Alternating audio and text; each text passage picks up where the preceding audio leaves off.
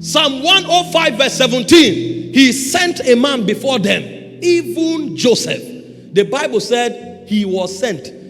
What a way to send a man. He was in the pit. He was a houseboy. He was accused. He was put in prison. Is that how God sends men? Yes. What you call a life of pain and sorrow was a divine errand. But the guy knew. He knew that although things are not working now, but all things will eventually work for my good. For all things work together for good to them that love God, to them who are called according to his purpose. And so while he was in prison, he was waiting for his time. So when Potiphar's wife came, sleep with me, he said, no. Although my destiny is not to be a houseboy, it looks as if God has forgotten me, but I will not do this evil. A time is coming when my status will change. If I compromise now, I have betrayed my destiny. So it was because of that time that he endured. Did you not read about Jesus? The Bible said for the joy that was set before him, he endured the pain. People who don't know how spiritual things are administered, they are the ones who compromise. I will not sleep with you. If he did, he would have become the head of houseboys.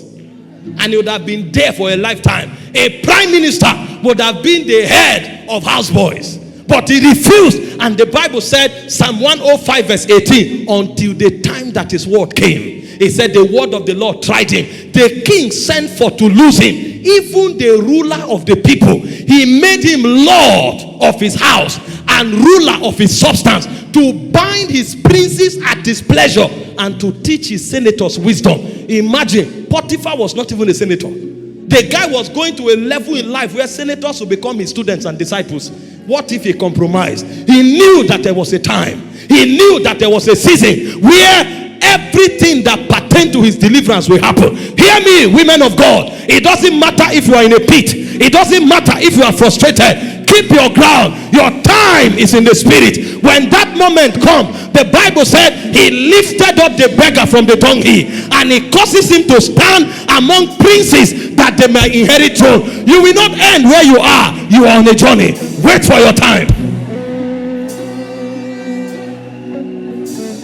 Your enemies may laugh at you. They may taunt you. They may make mockery of you. I thought you said you are beautiful. How come you don't have a child? Wait, your womb is being prepared.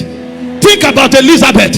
She was not giving birth until she was old. But that womb needed to be incubated with prayer, because the one that was coming was a voice crying in the wilderness. It's not every womb that can carry that child. So it's not about the number of children. It's about the weight of destiny that they carried.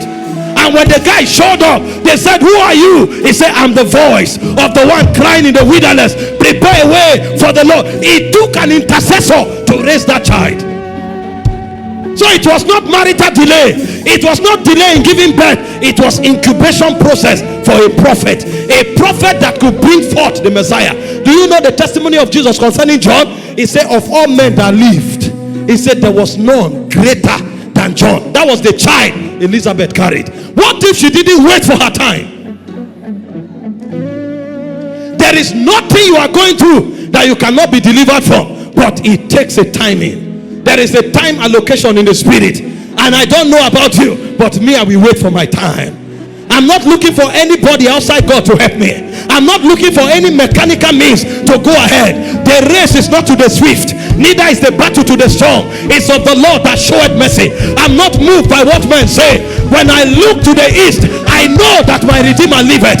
It may not appear as if it is working, but I know that all things work together for good to them that love God, to them that are called according to his purpose.